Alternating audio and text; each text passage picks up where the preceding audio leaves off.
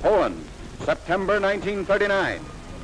The German foe begins its ruthless march of conquest and sets the stage for World War II. Poland's 34 million inhabitants, crushed, scattered, and enslaved.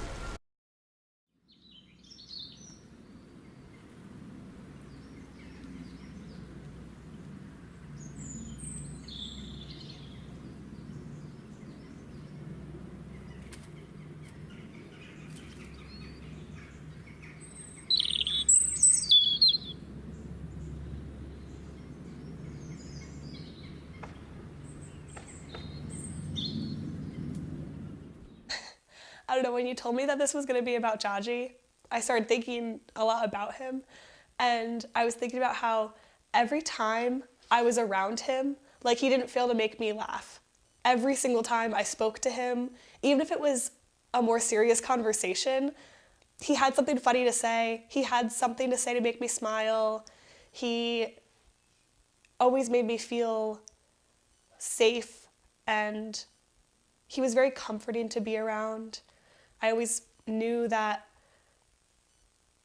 our conversation, whatever conversation we were having, it could be about something really, really stupid or silly or serious. It didn't matter, but I knew that that is exactly where he wanted to be in that moment. He welcomed me into the family with open arms and loved me like a daughter.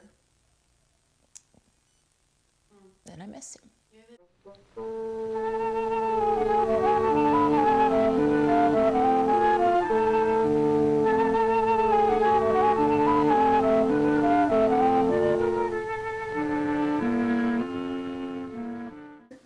My father, my mom, and there was 2 brothers and me and 2 sisters.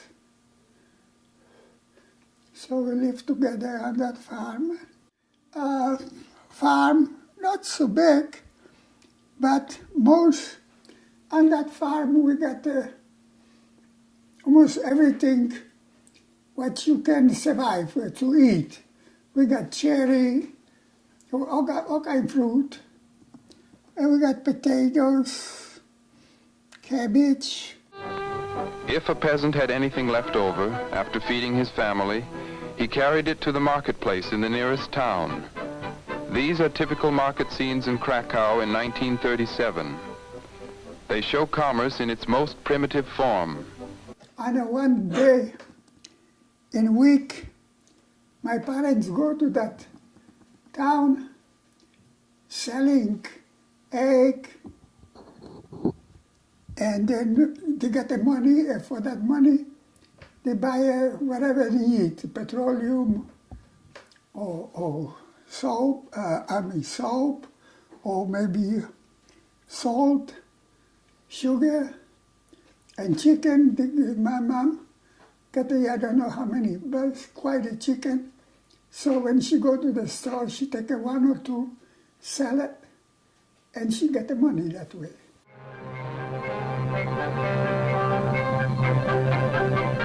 Let's take a streetcar ride through Warsaw as it was then.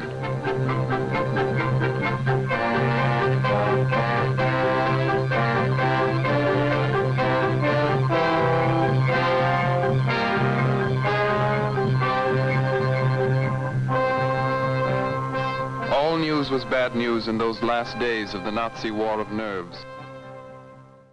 We would sit in the morning and have coffee, and he was very quiet in his personality, but when he would say something, he put a lot of thought behind everything that he said. So anything that came out of his mouth you listened to, and it was either really important or really funny, and usually it was really funny. He's just funny. Knowing him like I did and the rest of his grandchildren did, I feel like you wouldn't know all that he had been through, because he was our Jaji. Like, he was our grandpa, and I don't know, you didn't know all the pain and the struggles that he had been through, but it's really hard to think about now because there was so much pain in his life and and in his family's life. So it's hard to think about now, but it also makes me realize how resilient he was and that he went through all of that, but he still lived such a loving life.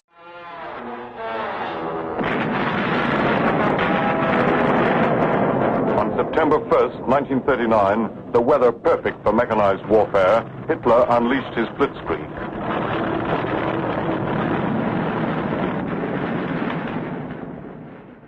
I was 17 years old when the German come to attack my brother, Henry, and he was married, and he got a wife and child. And then there was like panic in the family, in the house, and I, as a 17 years old, I decided to go for my brother. I asked them, or is the German says is allowed, they can take me for my brother. So I do that. Before the day is out, the Nazis have occupied the town, which is still burning and in complete ruins.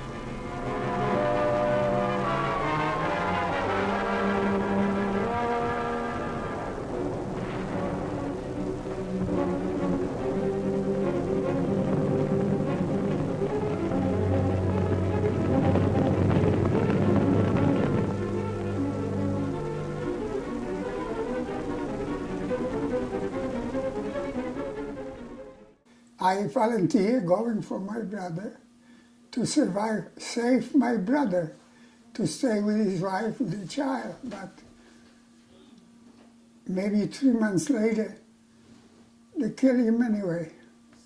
So that was not a good idea, a good decision from me, because I want to save my brother's family, and they kill him anyway.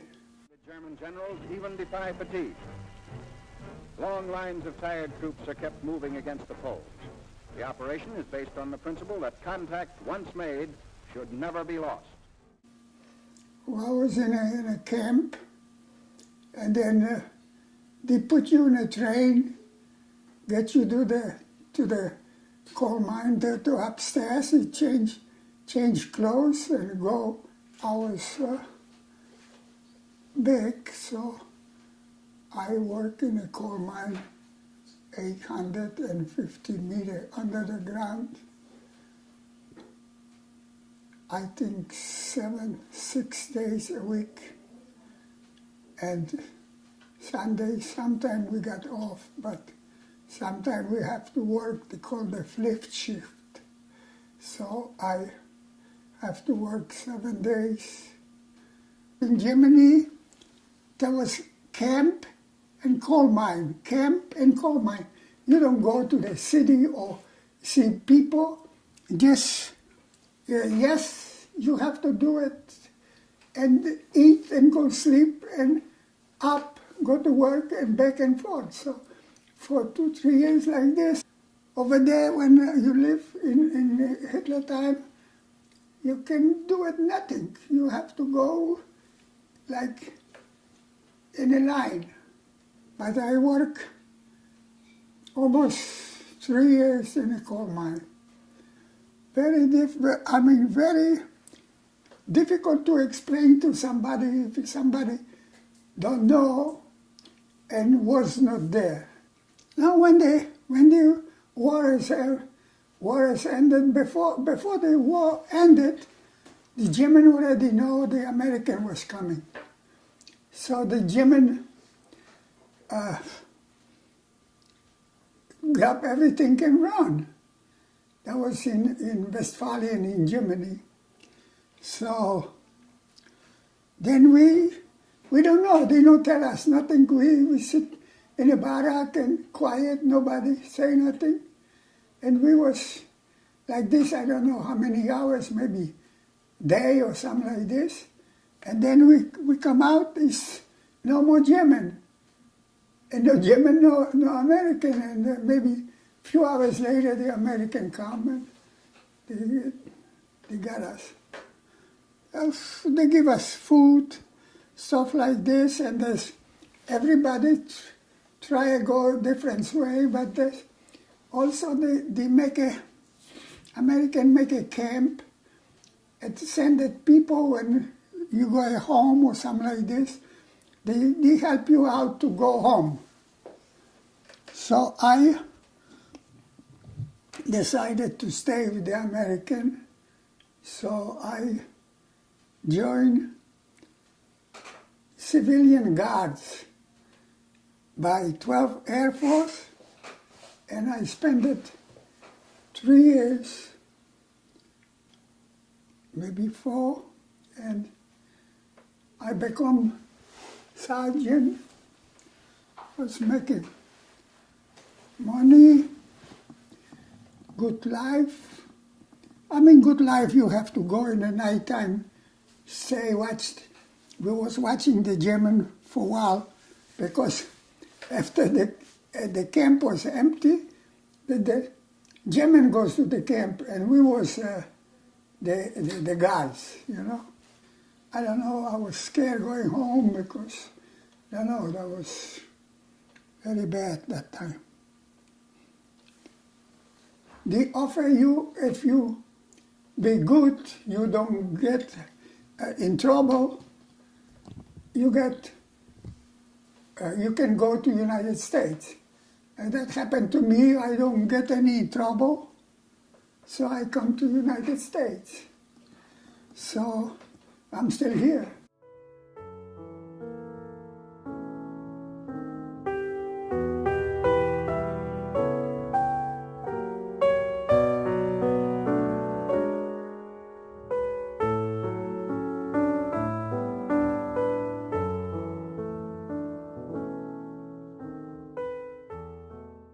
Tati's story is one where he immigrated legally. He waited and waited and waited for that visa to come while he was in France working for the Americans. You know, basically being an American in France and wanting to improve his life and knowing that if he stuck it out there and he didn't go home, I picture him doing that. I picture him waiting and waiting and waiting for that visa, like maybe next weekend, maybe next month, it'll come. And when it came, his captain told him, you better get on the train because your flight leaves tomorrow from Germany. He had to get on a train from France to Germany to catch that flight here to the US the next day. And he came with no money, very, you know, limited English, and made his way. You know, my father viewed himself as an American, even though he was proud of his Polish heritage. He was extremely proud to be American, you know, to become a citizen, and he was so proud of this country and fully understood, because he lived it, what the opportunities are that this country affords, and that if you are willing to put in the effort, that you can achieve almost anything that you want. And he dreamed, and he saw the U.S. as a place that you did get those opportunities. It was this kind of land of dreams, you know, across the ocean.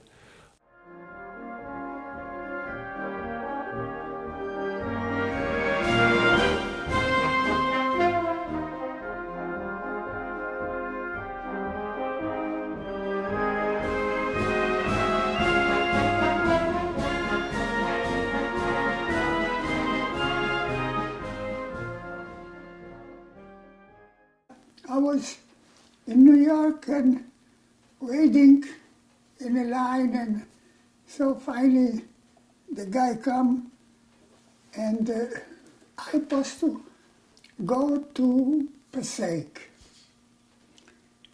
And I have to get my own transportation, but I don't know nothing about America or something like this, so two of us was coming, and we come to Passaic, and they give us address where we have to go, and we went.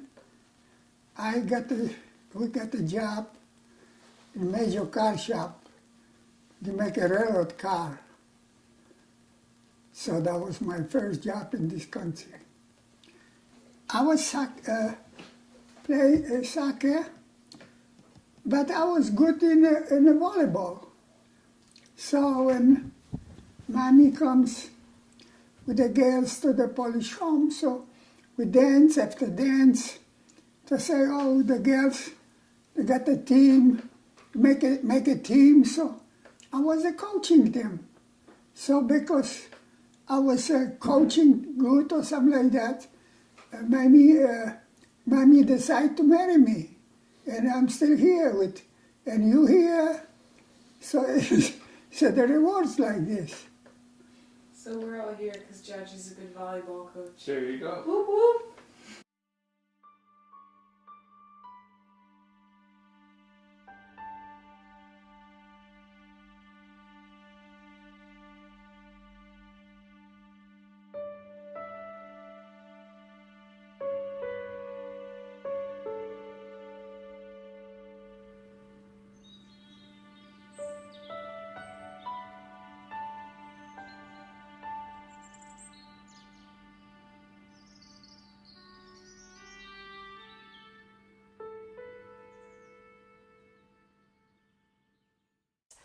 I mean, obviously he was born in Poland. He grew up in Poland.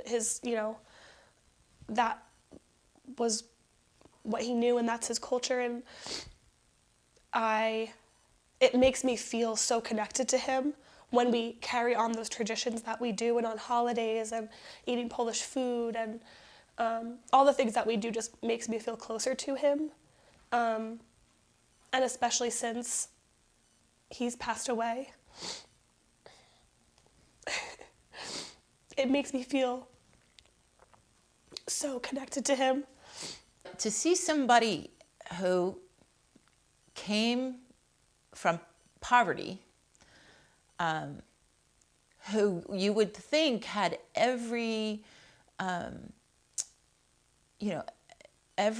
single thing in the world was against them, and then, as a teenager, to be a prisoner of war at a labor camp, and to climb out of that horror, and then,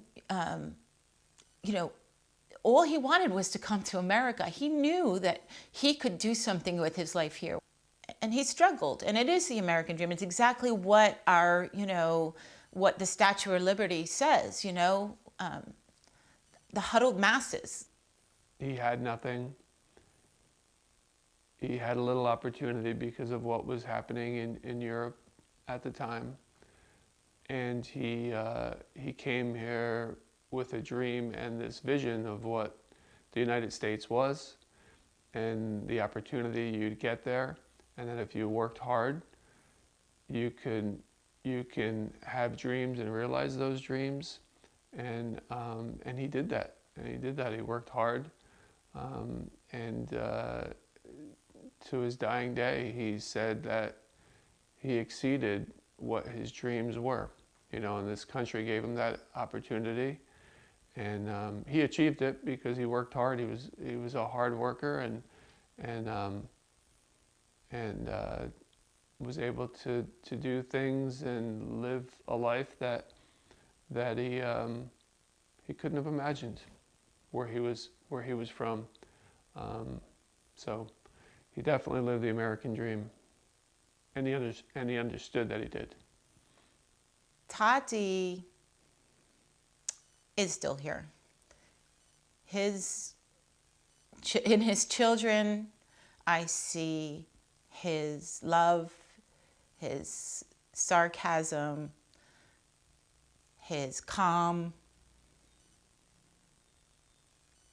in his grandchildren, I really see his love, because he had a way of letting them all feel special. Every single one of them probably thought that they were his favorite. And even if they were in a crowded room with each other, they each thought that he loved them the most. I think it's cool that inherently all of our stories, everyone in our family, essentially started in Poland. And we're all here now. And even though he's not here anymore, he left his legacy, which is us and our love for each other.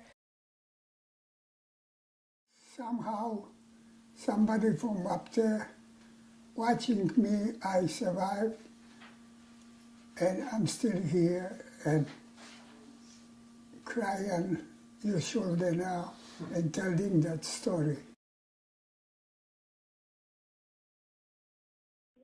Hey, Catie, we got a whole bunch of donuts over here. You want to come down?